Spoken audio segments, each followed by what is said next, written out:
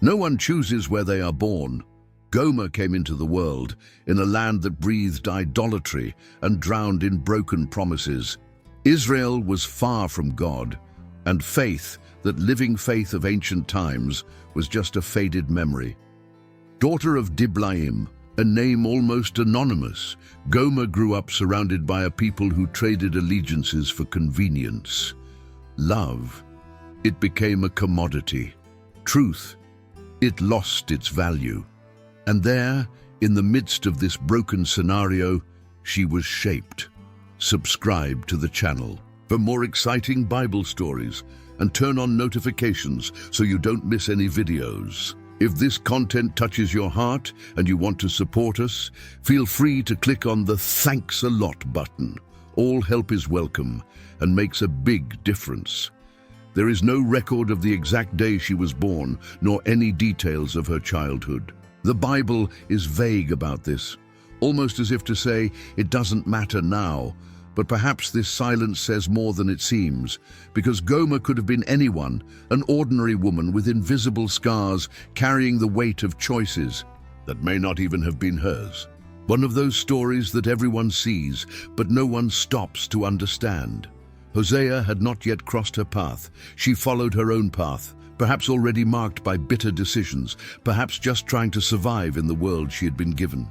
At a time when a woman's body was worth less than a good ox in the pasture, Gomer learned early on to negotiate for attention, to feign affection, to wear smiles that hid emptiness. Love, if it ever passed through, did not stay long, and it was during this phase, in this chaos with no clear path, that the heavens began to move. From above, God watched not only Gomer, but an entire people with divided hearts. And that was when he made a decision that no one, absolutely no one expected, an order so strange that not even the most faithful prophet could understand it at first, because the next step was not about punishment, it was about a marriage. Hosea was a man of God, one of those rare men with a righteous soul and ears, attentive to the whispers of heaven. Living in the same divided Israel, he went against the tide, preaching the truth at a time when truth had become a joke. Everyone knew that being a prophet was not a path to honor, but a path of pain. Even so, Hosea remained steadfast, hoping that God's next word would be something understandable. But what came this time seemed like madness. Go, take a wife of whoredoms. God's voice does not stutter. The order was clear, firm, sharp as a sharp knife. Hosea was silent. What did that mean? He, the prophet, was supposed to marry someone marked by scandal, contempt, and shame. Did heaven want him to live with someone who bore the signs of infidelity on her body? It was not a metaphor. It was not a dream. It was a mission. God was writing a real story in the lives of real people. And Gomer, that woman who had already experienced broken loves and dirty looks, was a key part of this divine script. Hosea did not argue. He obeyed. He went to where she was, and she accepted. Maybe she accepted out of curiosity, maybe to escape, or maybe because, for the first time, someone chose her without wanting anything in return. People looked, judged, whispered. After all, the prophet was marrying someone whom many people only knew from the early hours of the morning and empty promises. But it wasn't an ordinary marriage. It was the beginning of a story where each step they took would herald something greater. The wedding took place without a party, without dancing, without a veil fluttering in the wind.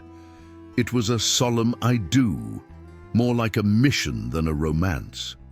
Gomer, with her past exposed, entered the prophet's house. And Hosea, with a heart full of obedience, welcomed her without demanding explanations. Their home became the stage for a living message. Every morning was a silent sermon, every gesture a breathing metaphor. Soon their first child came. When Gomer felt her belly grow, she may have also felt the weight of what she was carrying. It wasn't just a baby, it was a sign. God commanded that the boy be named Jezreel, a name with a warning tone. It was like painting on the walls of the house. Remember the blood that was shed. Judgment is coming. The boy's cries were not just from hunger. They were a harbinger. Time passed, and another child was born. A girl. God said, "Call her Lo Raman." It means not loved.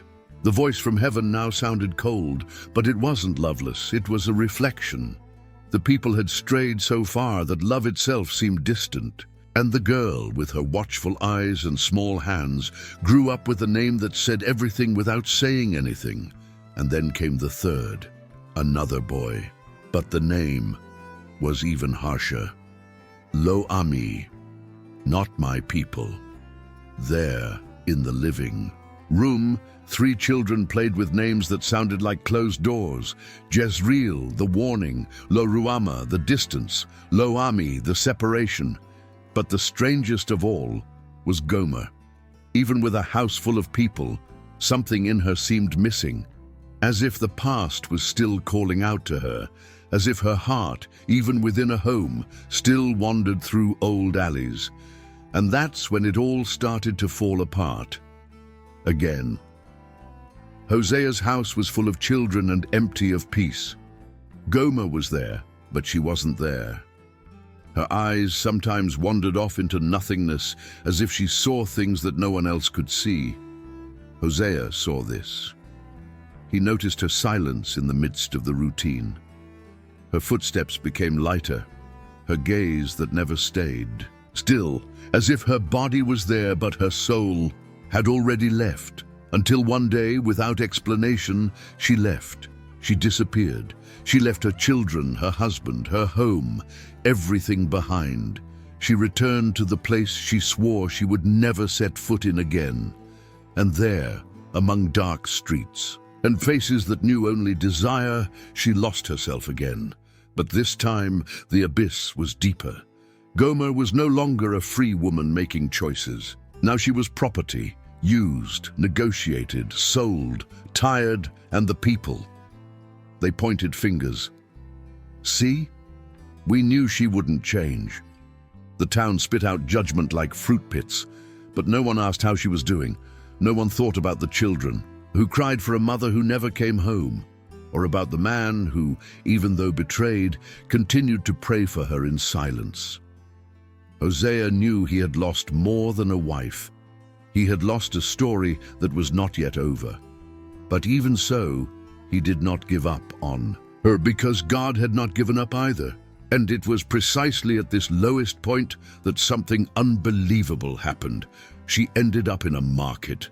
Yes, as if she were a thing, auctioned off, nameless, without dignity. Just another body among many.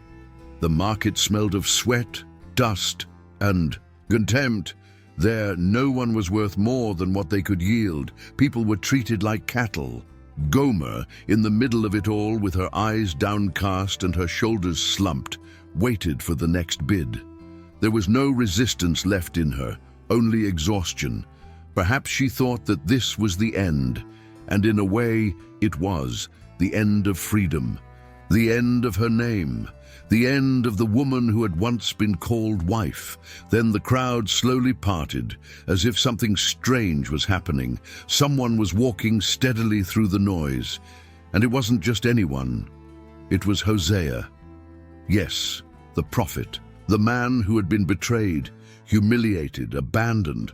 But there he was, his heart beating fast, and a divine command burning in his soul.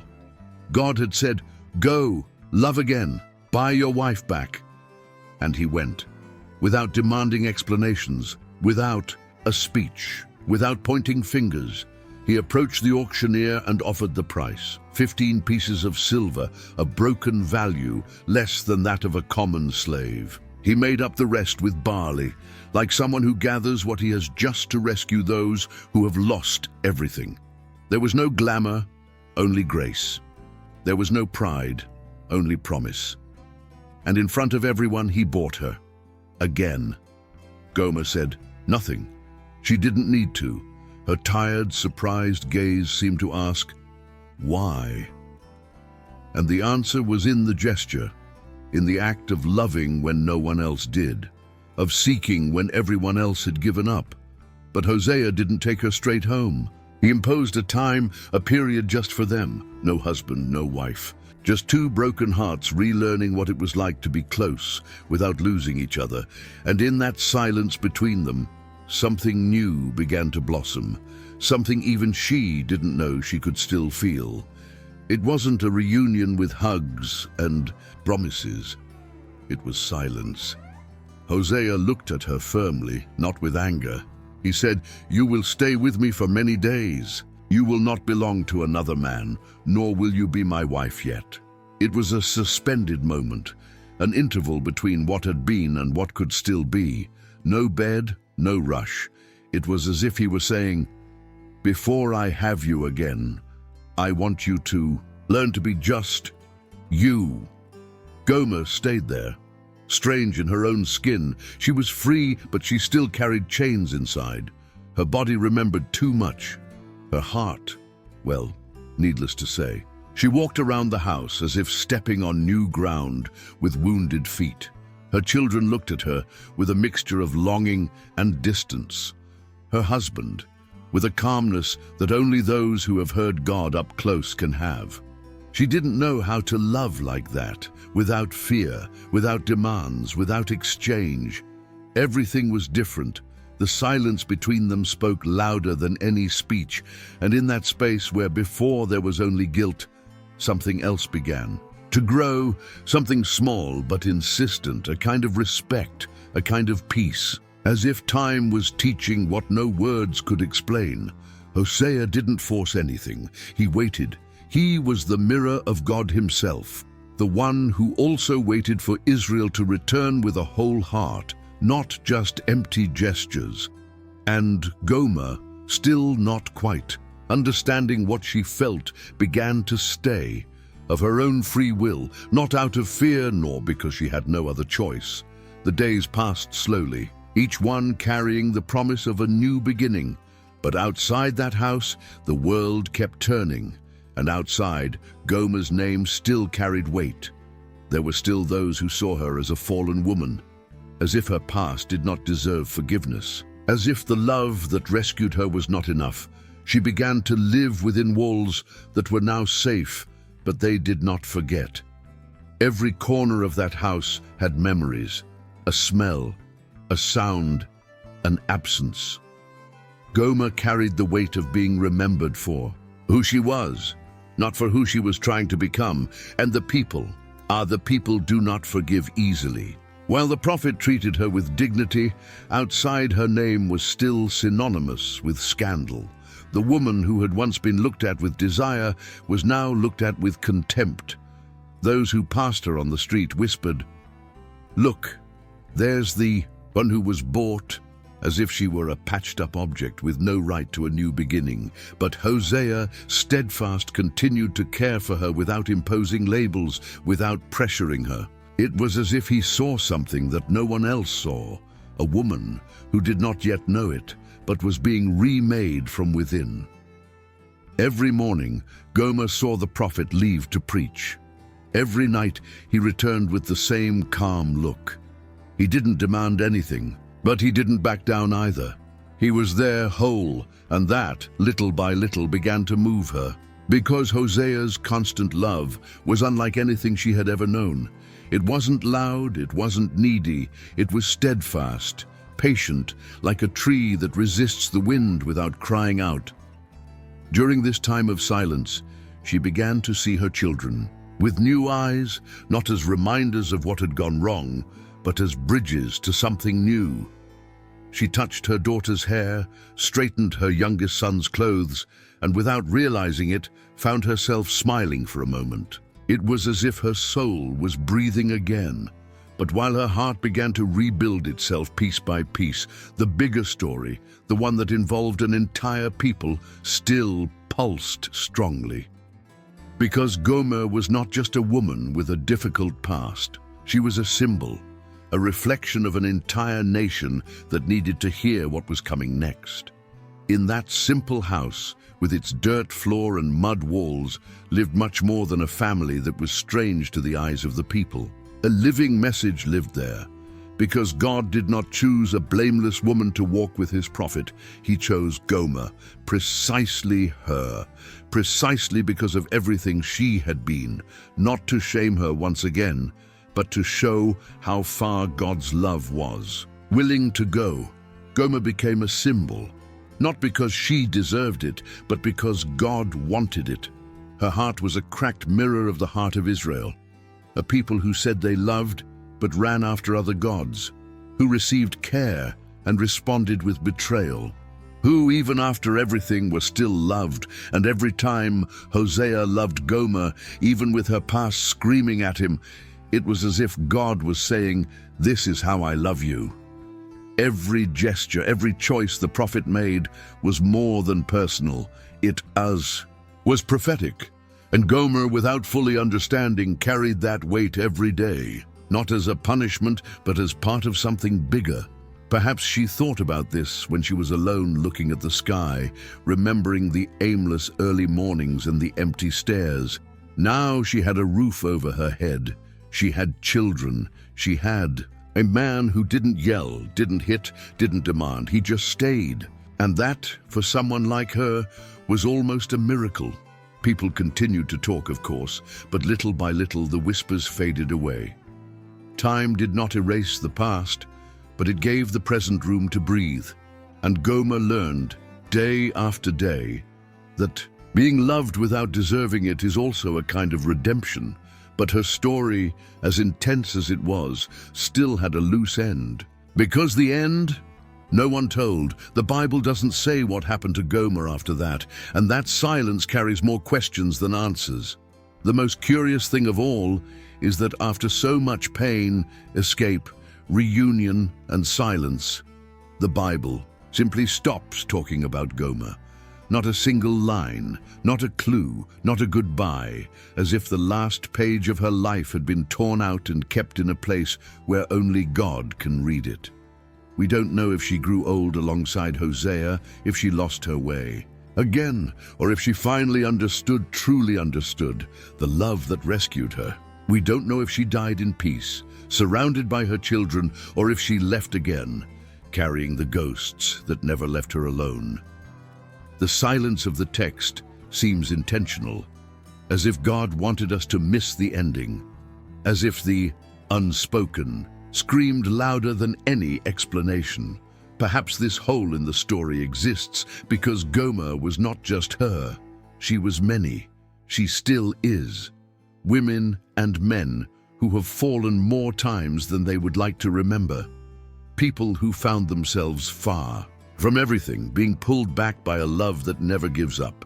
Her name may have disappeared from the pages, but it remains tattooed on history. Because Gomer represents every person who has ever been seen only for their mistakes, but who, even so, was sought after, brought back, and welcomed back. And then comes the question that no one can answer clearly. What happened to her after that? Did she really change? Did she give herself completely? Did she live as a wife, mother, companion? Or did she just survive, trying to stay on her feet without slipping again? The text doesn't say, and maybe it never will, because some stories never end.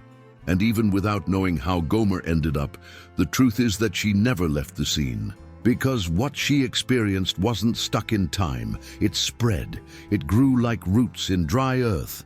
Gomer wasn't just a prophet's wife. She was a mirror. She was a sign. She was a prophecy in flesh and blood, walking the dusty streets of Israel, stumbling, returning, and being loved anyway. To this day, every story of someone who is lost and then found carries a little bit of her. Every person who thinks there is no turning back, who has crossed the line, who no one will ever want again, carries the weight of the name she once bore. And yet, there is always a Hosea waiting. Someone who does not give up. A God who does not close the door. Gomer lives between the lines of those who err and repent, in hearts that have been broken too many times to believe they can be mended. in the eyes of those who have been judged by their past and tired of trying to prove they have changed. She is there, in that mother who returned home after years away, in that man who thought addiction was the end, in that young woman who lost herself trying to be loved, and even in that pastor who inside still bleeds for old mistakes. Gomer is a reminder that no distance is too great to prevent a return, that God's love does not depend on history, but on his choice to love. She is the portrait of shame turned into opportunity, of abandonment that becomes a new beginning, and of rejection that, in the right hands, becomes acceptance. And if we pay attention, we will realize that her story does not need an ending, because what began in the heart of the prophet still beats in many hearts out there. But what this raw and real story has to teach us, that is worth sitting down and listening to calmly. The first lesson is hard but necessary. No one is immune to falling. No matter how long you've lived, how much you know, how much you've been loved, the human heart is fragile. And sometimes, even with a home, love, and children, the soul still feels empty. But that's where the second lesson shines like a light in a dark room. God doesn't give up. When everyone turns their back, he continues. When shame paralyzes us, he draws near. When we think we're a lost cause, he shows up at the market of life and says, "I'll pay the price." And he pays. Not with silver or barley, but with love. A love that doesn't demand payment, but transforms.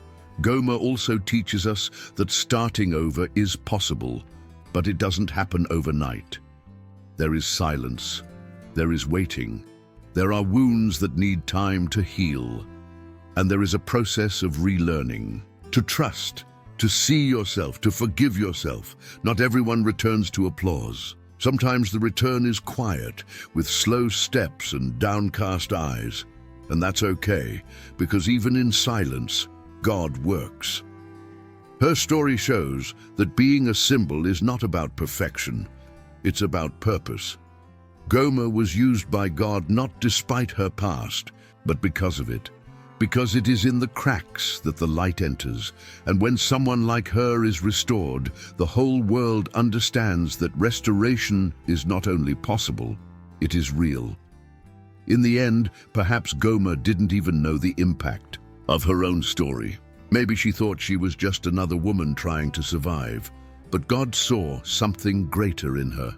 And even today, those who listen to her story with an open heart realize that there is hope even for those who have lost themselves. If you enjoyed Gomer's story and want to continue following other stories of faith and overcoming adversity, be sure to like this video and share it with your loved ones. And of course, subscribe to the channel so you don't miss any new content. Together, we will explore more powerful lessons from the Bible.